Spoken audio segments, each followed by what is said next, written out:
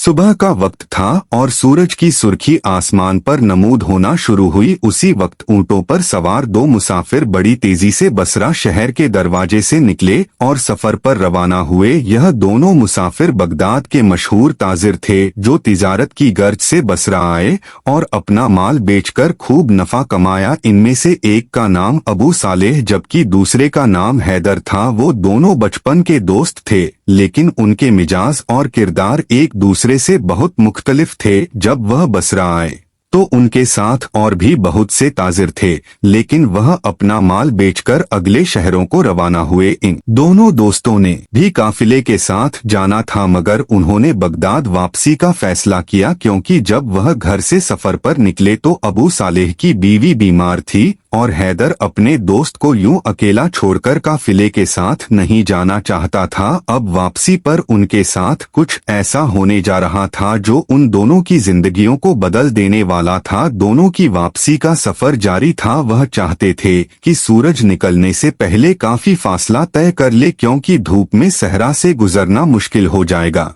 गर्मियों के दिन थे और सहरा तंदूर की मानिंद गर्म हो जाते थे। फिर सहरा में आंधी और तूफान का भी डर रहता था। यही सोचकर वह बहुत तेज सफर कर रहे थे और सूरज निकलने से पहले वह बसरा की नवाही बस्तियों से बहुत दूर निकल आए थे। अबू सालेह ने आवाज दी, अब हमें रुक जाना चाहिए ताकि हम और हमारे ऊंट कुछ देर आराम कर लें। यहाँ करीब एक नखलिस्तान है, हम वहीं आराम करेंगे और सूरज ढलते ही दोबारा सफर शुरू करेंगे। हैदर ने अपने दोस्त की बात मान ली और नखलिस्तान रुककर उन्होंने पानी पिया, खाना खाया और ऊंटों को दरख्त के साथ बांध दिया। वह दोनों आपस में बातें करने लगे। हैदर ना चाहते हुए भी अपने लालच को छुपा ना सका और कहने लगा, मेरे दोस्त तुम 5,000 दिरहम का माल लाए और 5,000 और कमा लिए लेकिन मैं सिर्फ 2,000 ही कमा सका। अफसोस मैं तुम्हारी वजह से काफिले के साथ ना जा सका। अगर हम यहाँ से कुछ माल खरीद कर बगदाद ले जाते तो हमें और भी ज्यादा मुनाफा होता। अबू सालेह ने अपने दोस्त की बात सुनी तो कहने लगा, मेरे दोस्त खुदा का नाम लो, तुम सिर्फ 1,000 दिर का माल लाए थे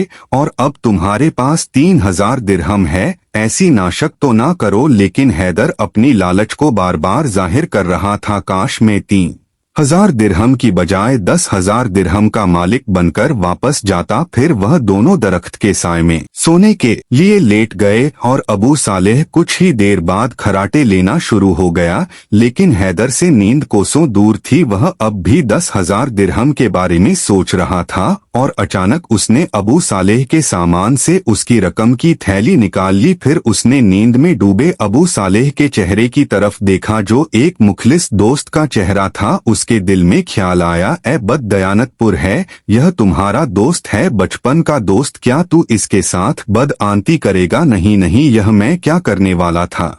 यह सोचकर उसने वह थैली अपनी जगह पर वापस रख दी। फिर हैदर ने अबू सालेह के ऊंट को तड़पता हुआ देखा क्योंकि उसे एक जहरीले सांप ने काट लिया था। उसने अपने दोस्त को जगाया लेकिन बहुत देर हो चुकी थी। अब मजबूरन दोनों को एक ही ऊंट पर सफर करना था। फिर शुमाल से आहिस्ता आहिस्ता हवा चलना शुरू हुई जैसे किसी तूफान का पैगाम लाई हो। हैदर कहने लगा, हमें अभी यहाँ से रवाना हो जाना चाहिए, ऐसा ना हो आंधी हमें यहाँ दबोच ले। अबू सालेह ने कहा, मेरे दोस्त हैदर क्या अहमक हो गए हो, आंधी का हम खुले सहरा में कैसे मुकाबला करेंगे? हमें चाहिए कि आंधी थम जाने का इंतजार करें और उसके बाद ही अपना सफर शुरू करें। लेकिन हैदर बजिद था कि हमें अभी भी निकलना चाहिए और उसके दोस्त ने आखिरकार उसकी बात मान ली। अभी उन्होंने थोड़ा ही फासला तय किया था कि आंधी इस तेजी से छूटी कि अल्लाह की पनाह। वह दोनों सवारी से उतरे और ऊंट की ओट में खड़े हो गए मगर रेत का तूफान उठ रहा था। हैदर ने देखा कि तूफान के सबब अबू सालेह के पांव उखड़ रहे थे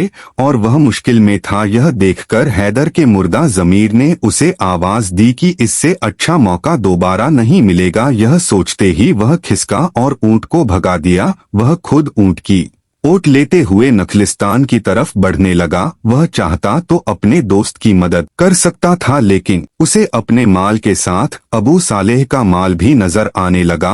वह सोचने लगा कि अगर वह इस तूफान में जिंदा ना बच सका तो उसका सारा माल भी मेरे पास आ जाएगा। यह लालच हैदर के ज़मीर पर गालिब आ गया और उसने दोस्ती की लाज ना रखी। अबू सालेह, जो अपने दोस्त पर भरोसा कर रहा था, उसे मदद के लिए पुकारने लगा, मगर हैदर ने पीछे मुड़कर ना देखा। उसके बाद एक ऊंची आवाज आई, हैदर मुझे बचाओ। बस रेत और हवा की सरसराहट बाकी रही। अबू सालेह रेत के तूफान में कहीं खो गया। आखिर आंधी को थमना था और वह थम गई। हैदर ने तसल्ली करने के लिए इर्द गिर्द देखा तो उसे कहीं अबू सालेह नजर ना आया। अब वह खुशी खुशी घर की तरफ रवाना हुआ और कई दिनों की मुसाफत के बाद आखिरकार बगदाद पहुंच गया। जब सबने अबू सालेह के बारे में पूछा तो हैदर ने रोने धोने का ढोंग रचाते हुए कहा, मैंने बहुत कोशिश की उसे बचाने की, लेकिन तूफान इतना शदीद था कि मैं उसे बचा ना सका। अपने नेक मातम करते रह गई। वक्त गुजरता गया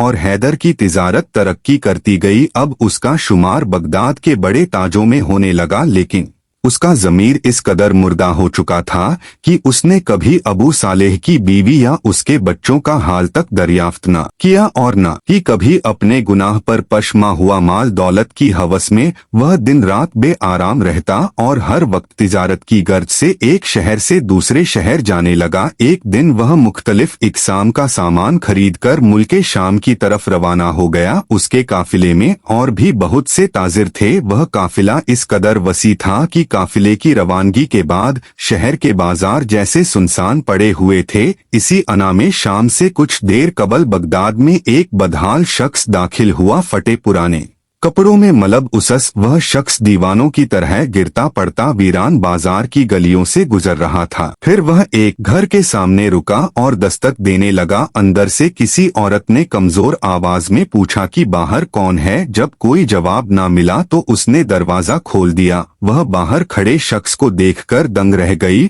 और हैरान होकर पूछने लगी, अबू सालेह यह तुम हो? उस बदहाल शख्स ने कमजोर सी आवाज में जवाब दिया, हाँ यह मैं हूँ। और फिर वह दोनों फूट फूट कर रोने लगे। कुछ देर आराम के बाद अबू सालेह की बीवी ने पूछा कि यह सब कैसे हुआ? हैदर ने तो हमसे कहा था कि तुम अबू सालेह ने गमजदा आवाज में कहा, क्या बताऊं, बस दोस्त बददयानतपुर ने मुझे तूफान में छोड़ दिया था, लेकिन खुदा के फजल से एक राहगीर काफिले ने मेरी मदद की और उन्हीं लोगों ने मुझे बसरा पहुंचाया, जहां कुछ वक्त गुजारकर जब मेरी सेहत बहाल हुई तो मैं वापस बगदाद को लौट आया। जब उसकी बीवी पर हकीकत आशका हुई तो वह शदीद गुस्से से कहने लगी, कमीना सिफत इसी शहर में तो रहता है।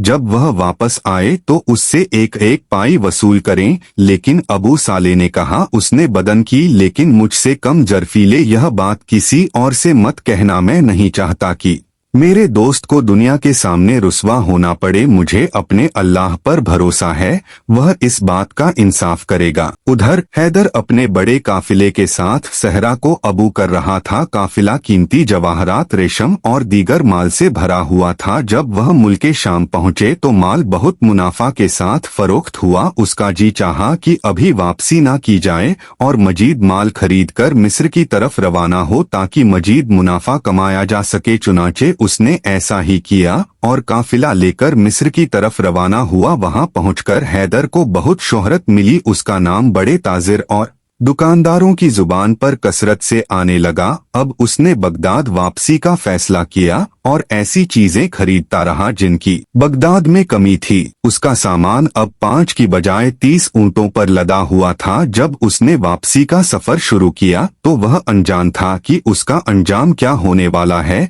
दूसरी तरफ अबू सालेह ने अपने दिल में गुस्सा और इंतकाम पालने की बजाय खुद को संभाला और घर में जो कुछ था वह बेचकर थोड़ा बहुत कारोबार शुरू किया। अल्लाह ने उसकी नेक नियति और दियानतदारी की वजह से उसके कारोबार को खूब तरक्की दी। जल्द ही वह इस काबिल हो गया कि फिर से दूसरे शहरों में जाकर तिजारत के सामान की खरीदो फरोख्त कर सके। उसका बद दयानत दोस्त हैदर अब मिस्र से वापसी के सफर पर था। उसका काफिला अपनी मंजिलों को तय करते हुए एक नखलिस्तान के करीब पहुंचा, जहां उन्होंने रात गुजारने का फैसला किया। दिन की गर्मी और सफर की थकन के बाद सब लोग आराम करने लगे। हैदर को उस रात एक अजीब सा एहसास हुआ, जैसे कुछ होने वाला हो, लेकिन उसने इस एहसास को झटक दिया और अपने साथियों के साथ आराम करने लगा। रात की तारीख में जब काफिले के सब लोग ख्वाबों की दुनिया में खोए हुए थे, लुटेरों के एक ग्रोह ने काफिले पर हमला कर दिया। यह लुटेरे सहराई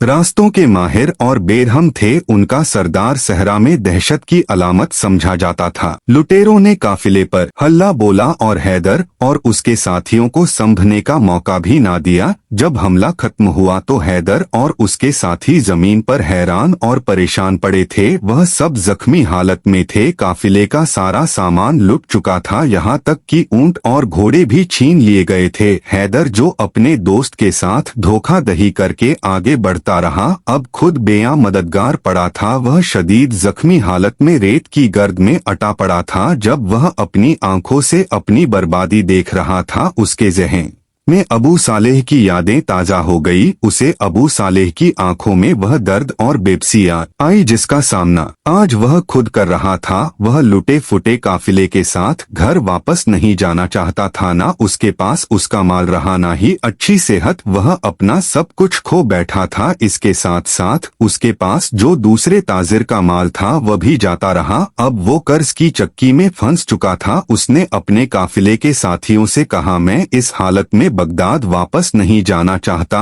तुम लोग जाओ, मैं मुल्के शाम में ही कयाम करूंगा। चुनाचे उसने सहरा को अबू करना शुरू किया और कई दिनों की मुसाफत के बाद आखिरकार शाम पहुंच गया। उसकी हालत बदतर हो चुकी थी, यहाँ तक कि अब उस पर मांगने तक की नौबत आ गई। उसका गरूर और लालच उसे जमीन पर गिरा चुके थे। अब वह सड़कों पर एक भिखारी की जिंदगी गुजारने पर मजबूर था। हर रात उसे कोई ना कोई ऐसा ख्वाब आता जिसकी वजह से वह चौंक कर रह जाता। एक दिन वह खुद से कहने लगा, हैदर, जाओ अपने दोस्त अबू सालेह की बीवी को सब सच सच बता दो, उससे माफी मांगो, वह तुम्हें माफ करेगी, तब ही तुम्हें सुकून मिलेगा। लेकिन अबू सालेह की बीवी का सामना करने की उसमें हिम्मत ना थी। एक दिन वह दमिश्क शहर के बाजार में बैठा भीख मांग रहा था कि अचानक उसे कुछ भीड़ और गहमागहमी नजर आई। एक बड़ा ताजिर बड़ी शानो शौकत के साथ बाजार में चल रहा था और गरीबों में खैरात बांट रहा था। हैदर भी उस ताजिर की तरफ बढ़ा ताकि भीख का सवाल कर सके, लेकिन उसे देखते ही वह चौंक कर रह गया। उसकी शर्मिंदा आंखों ने उसे पहचान लिया। यह अबू सालेह था, वही दोस्त जिसे हैदर ने तूफान में अकेला छोड़ दिया था। हैदर ने शर्म से नजरें झुका ली और एक चादर से अपना मुंह ढांपना लगा। वह दुआएं करने लगा कि अबू सालेह उसे पहचाने बगैर गुजर जाए, मगर वह एक नेक दिल इंसान था। उसने